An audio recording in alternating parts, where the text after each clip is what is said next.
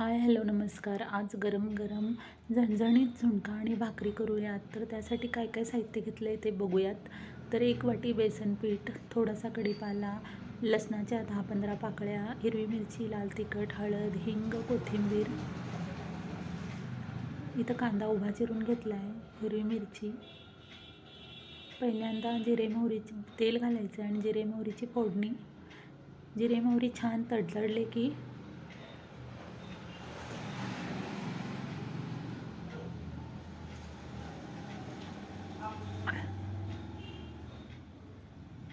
लसूण घालून घ्यायचं आहे. चिरलेला भरपूर लसूण घालायचा आहे, त्यामुळे छान खमंग चव येते. थोडंसं हिंग चिमूटभर.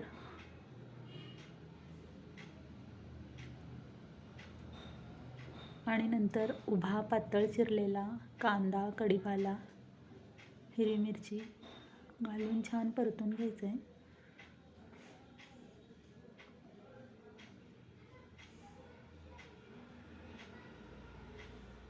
इथं 1 वाटीसाठी मी 3 कांदे घेतलेत पातळ उभे चिरून.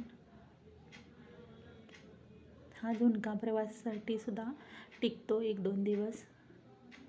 फक्त करताना थोडं पाण्याचं प्रमाण कमी घालायचं. आता कांदा छान परतल्यावर हळद आणि चवीपुरतं मीठ.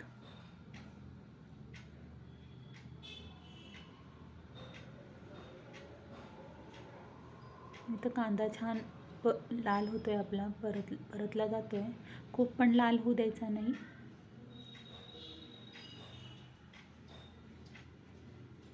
कढीपाल्याचा मस्त सुगंध सुटतो. आपली फोडणी छान बसली की मग आपली भाजी छान झालीच म्हणून समजा. फोडणीवरच सगळं डिपेंड असतं. आता लाल तिखट, तुम्हाला आवडत असेल त्याप्रमाणे लाल तिखट घालून घ्यायचं आहे. नंतर बेसन पीठ घालायचं आहे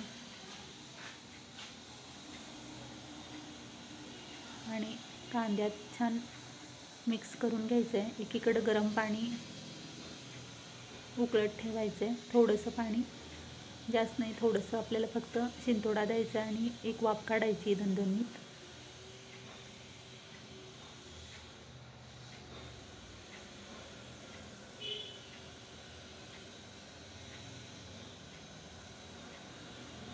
इथं मी घरातच करते म्हणून थोडंसं पाणी जास्त घालते आहे.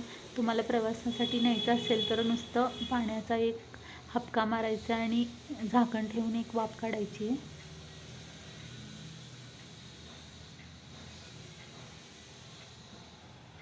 आणि छान एकत्र मिक्स करून घ्यायचं आहे. ह्याला थोडंसं तेल सढळ हाताने घालावं लागतं, त्यामुळे तेलाचा जास्त विचार करायचा नाही. वरून थोडंसं तेल घालून घेते मी आणि परत एकदा वाफ काढायची.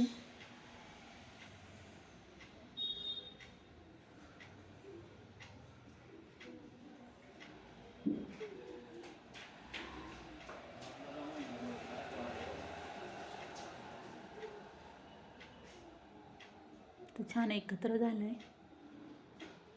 आता चिरलेली कोथिंबीर घालून मिक्स करून घ्यायचं आहे. थंड झाल्यावर तुम्हाला आवडत असले तर लिंबू पिळला तरी चालतो.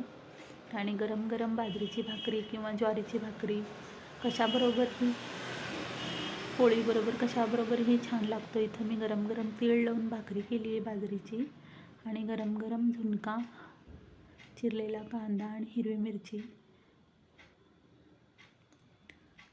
नक्की करून बघा. आणि व्हिडिओ आवडला असेल तर लाईक, शेअर आणि सबस्क्राईब करा. धन्यवाद.